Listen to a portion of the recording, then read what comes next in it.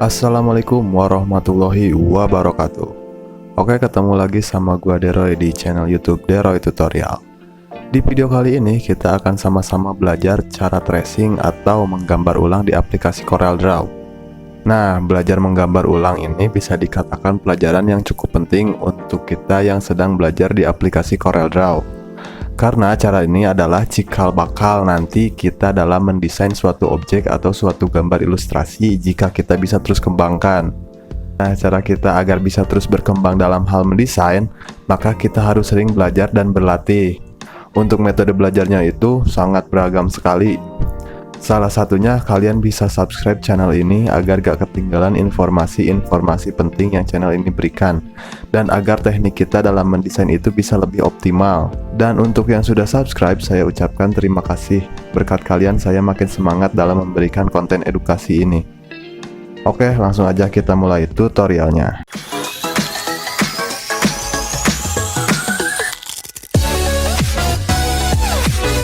Oke, jadi sekarang kita udah ada di tampilan aplikasi CorelDRAW-nya ya. Dan ini image yang akan kita jadikan vektor. Nah, bisa kelihatan kan pixelnya di sini. Nah, ini tuh masih berformat bitmap. Nah, bila kita cetak dalam ukuran besar, tentu bitmap ini akan mengganggu ya. Mengganggu pandangan gitu. Jadi gambarnya tuh gak jernih. Oke. Langsung aja kita mulai. Cara pertama itu kita masukin dulu image-nya. Caranya klik file, import, lalu kita cari, atau bisa juga seperti ini. Kita klik Window Explorer, kita cari image-nya, kita klik, lalu kita drag ke CorelDRAW-nya. Oke. Untuk cara tracing sendiri itu ada dua cara. Yang pertama itu auto trace dan manual trace. Untuk auto trace kita bisa gunakan cara ini. Kita klik di sini. Oke, quick trace. Oke, reduce bitmap. Tunggu sebentar. Nah, udah jadi gambar vektornya. Nah, cara ini tuh cepet banget ya, memudahkan kita. Tapi kalau misalkan gambarnya itu buram atau banyak warnanya atau rumit gitu, biasanya sistem komputer itu susah untuk mendeteksi objek-objeknya atau part-part warnanya gitu. Jadi gambarnya itu bakalan acak-acakan. Oke, jadi tetap kita harus belajar cara manual tracing. Oke, cara belajar manual tracing itu kita menggunakan Curve Tools. Nah, Curve Tools ini udah pernah gua bahas di video sebelumnya. Kita bisa menggunakan Bezier, Pen, B-Spline, atau 3-point curve. Yang biasa gua pakai sih 3-point curve. Kita pilih 3-point curve. Pertama kita klik, tahan, lalu lepaskan, arahkan. Oh, salah. Klik, tahan, lepaskan, dan klik lagi agar gambarnya tetap lurus. Nah, ini tuh kan outline-nya nggak kelihatan. Kita bisa rubah warnanya dengan klik kanan di palet warna. Oke. Nah, kita lanjut lagi. Nah, gitu. Tarik, lepaskan, arahkan. Oke. Kita ikuti gambarnya ya, kita ikuti bentuk gambarnya. Nah, kayak gitu. Kalau misalkan gambarnya atau garisnya itu belum rapi, bisa Ctrl Z untuk mengundo, atau bisa kita juga gunakan Shape Tools nanti setelah selesai kita menggambar objeknya. Kalau misalkan ada yang masih keluar-keluar sedikit-sedikit, itu bisa kita betulkan dengan Shape Tools. Ini juga Shape Tools ini pernah gua bahas sebelumnya di video sebelumnya. Oke. Nah, kayak gitu. Terus kita ikuti bentuk gambarnya. Caranya tarik, tahan, lepaskan, lalu kita arahkan sesuai bentuk objeknya. Oke. Nah, kayak gini. Terus nah, kayak di sini misalkan kita kesulitan nih untuk mendapatkan lekukan yang pasnya gitu. Kita bisa nanti gunakan Shape Tools. Oke. Jadi biarin dulu aja. Nah, kita gambar dulu sampai beres. Oke, terus Ingat ya, yang tadi kan masih belum rapih, kita rapihkan nanti di akhir. Bukan di akhir sih, setelah kita menggambar objek. Oke. Terus kita gambar sampai nyambung lagi si garis ini sama garis yang awal tadi ya. Oke, agar bisa diwarnain. Karena kalau misalkan garisnya itu gak nyambung, dia itu gak akan bisa diwarnain karena dia itu tidak membentuk objek, hanya menjadi outline saja, hanya menjadi garis aja gitu. Makanya harus menyambung. Nah, di sini kan kurang rapih, kita bisa pakai shape tools. Oke, tinggal klik di nodenya, lalu kita arahkan panahnya, rapihkan. Nah, kayak gitu. Oke. Nah, kita lanjut gambar bagian warna putihnya ini. Caranya masih sama ya, masih pakai 3 point curve. Kita lanjut lagi. Nah, tarik. Nah, kayak gitu. Oke. Oke, ingat harus nyambung biar bisa diwarnain.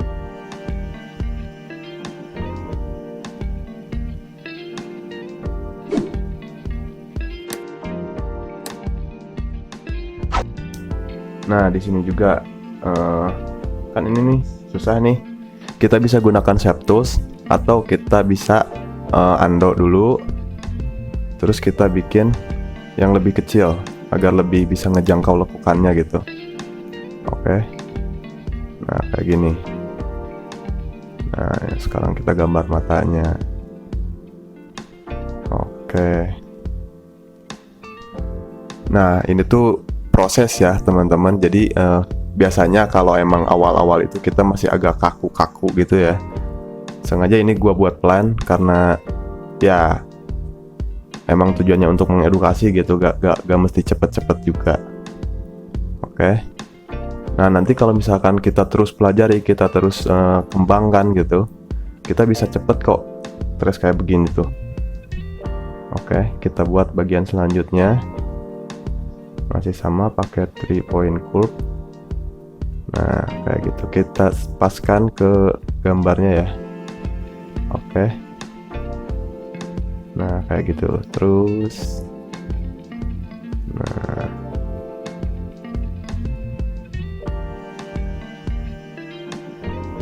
terus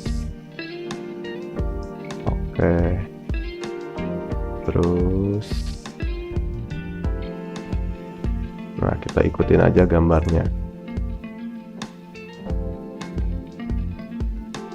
Nah, kita lengkup buat lengkungan. Kalau misalkan yang lurus udah tarik, lepaskan, kita langsung klik aja.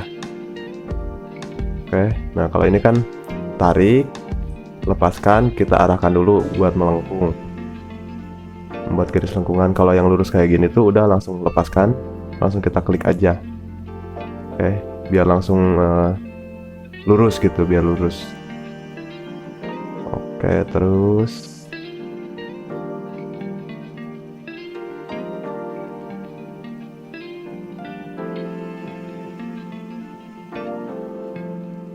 nah, emang mesti sabar sih belajar yang ini tuh, karena emang ya mau gak mau caranya tuh mesti kayak gini gitu.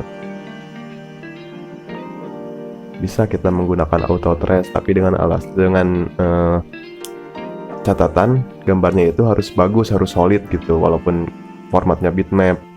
Tapi kalau misalkan gambarnya rumit, mau gak mau kita harus belajar kayak gini, manual tracing. Oke, kita buat bagian selanjutnya. Nah, kayak di sini kurang pas di objek, kita bisa modifikasi garisnya.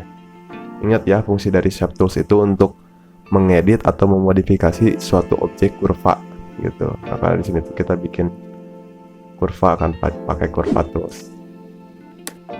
Oke. Nah, kayak di sini misalkan gue contohin gak nyambung. Nah, dia itu gak akan bisa nanti dikasih warna gitu. Kalau gak nyambung gitu gampang, tinggal kita CTRL-Z, lalu kita klik lagi di garis yang tadi. Oke. Nanti dia akan menunjukkan node. Nah, kita klik di node itu. Oke. Kayak gitu. Oke, kita buat lagi. Nah kayak gitu. Jadi harus sabar ya, namanya juga pembelajaran, butuh proses. Nah kayak gitu.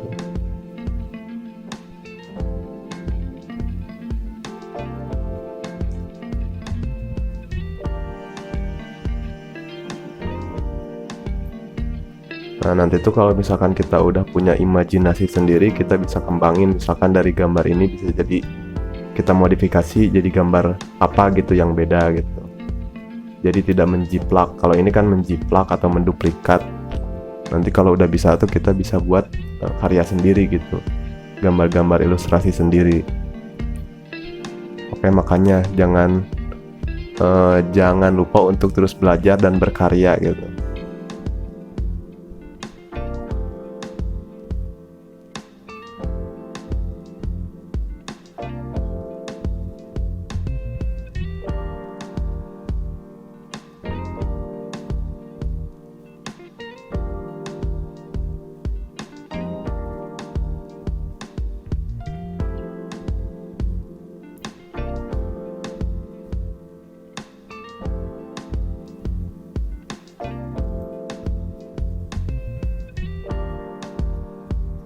Oke, tinggal satu garis lagi kita selesai membuat gambarnya.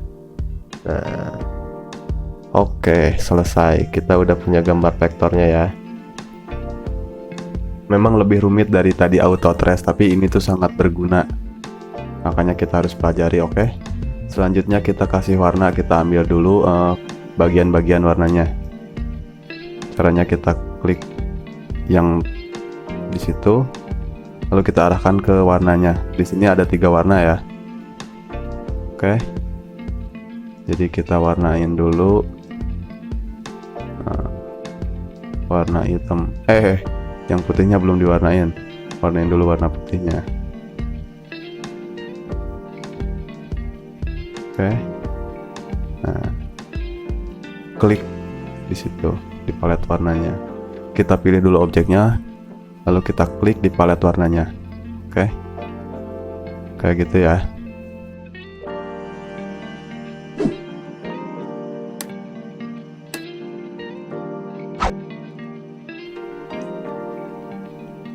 Nah, kita select all, lalu kita klik kanan di kolom yang tanda X itu agar outline-nya hilang. Oke. Terus kita buat kotaknya ini, background-nya pakai rectangle tools. Oke, nah ini tuh kan ada di atas ya. Cara kita biar ke belakang itu kita klik kanan, lalu order, lalu to back of page. Oke. Maka dia akan otomatis ke belakang. Nah, kayak gitu. Oke, kita pindahin dulu. Salah, bentar. Kita undo. Undo itu kita bisa gunakan shortcut Ctrl Z ya. Oke, nah udah jadi kan? Oke. Nah, sekarang kita udah punya gambar vektornya atau objek vektornya yang tadi kita dari image bitmap itu. Oke, kita hilangin dulu ini outline-nya. Nah, sekarang kan kita udah punya nih. Kita bisa lihat, bentar kita bandingin resolusi antara format vektor dan format bitmap, oke? Nah, kalau yang bitmap itu kan kelihatan tuh pixelnya. Kalau yang vektor mau digedein sampai segede apapun, dia akan tetap seperti itu gitu gambarnya. Oke. Jadi kalau misalkan kita mau cetak di ukuran yang besar juga, gambar vektor ini gak akan pecah, oke? Beda sama yang bitmap. Kalau bitmap itu kan oke lah, kalau ukuran kecil kita masih bisa pakai bitmap.